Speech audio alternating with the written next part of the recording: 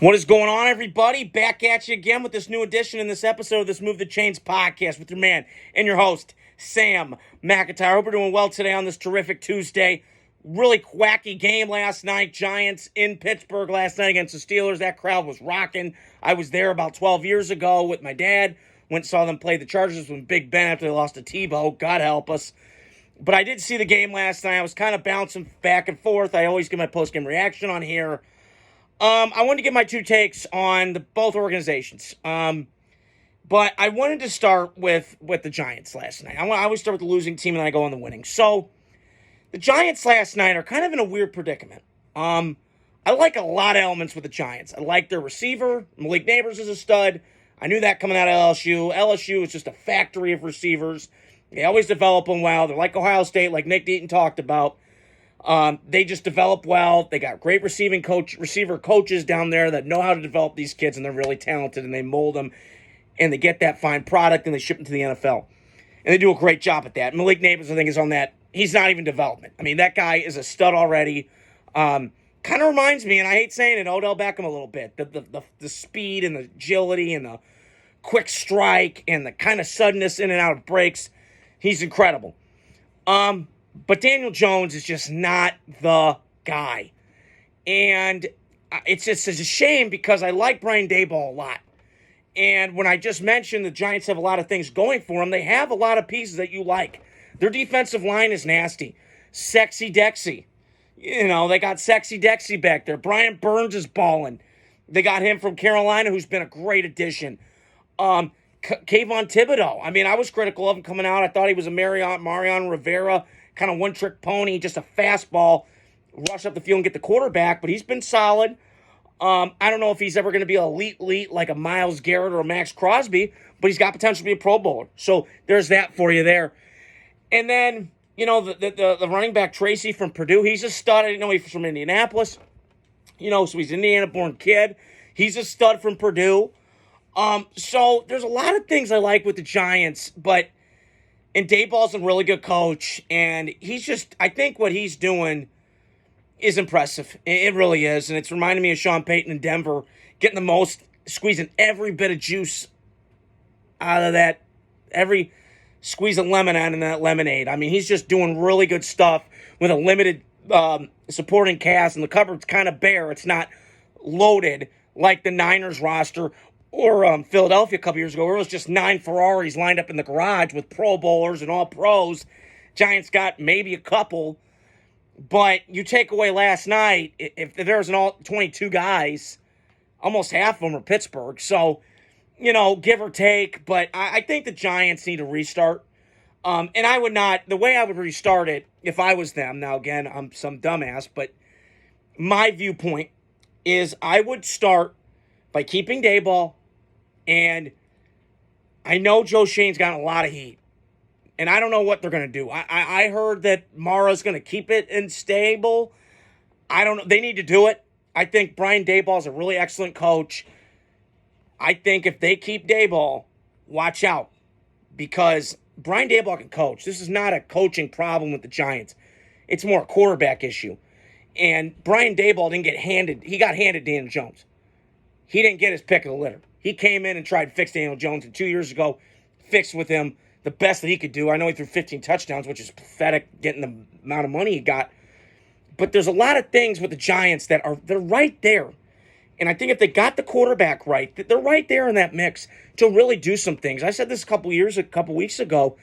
They remind me of Tampa a couple years ago with Brady, or, you know, Tampa Bay or Seattle right now. Seattle's kind of in that boat too, I've said. Well, they just need a quarterback and a guy to get a little bit more. You know, Geno's not bad. He's a good reclamation project, but he's a bridge. But you need a little bit more. A little bit more juice, a little bit more oomph, like a Jaden Daniels in Washington. So, Giants are right there, very close. This is not a rebuild, like a complete teardown and start over for the Giants. There's elements that you have. It's like a house. You got a lot of components that are great. You got the foundation down in the house. You got your left tackle. Andrew Thomas, when he's healthy, he's a stud. You have your running game. You have your receiver. Get some more depth on the offensive line. Get some more pieces, because the Giants are not that far away from everybody telling me they are. And then to Pittsburgh. Look, I've been critical of Mike Tomlin. Everybody knows that I've been critical. And Vinny, I know you pretty well. You're my dad's friend. And you know what I'm talking about. Listen, Mike Tomlin's a good coach. I'm not trying to pick on him. But it's time for some new. Okay? Pittsburgh does a lot of things well. Their defense is always flying around. TJ Watt's a stud. I get all that. And Russell, listen, he's playing out of his mind. He's playing really good football.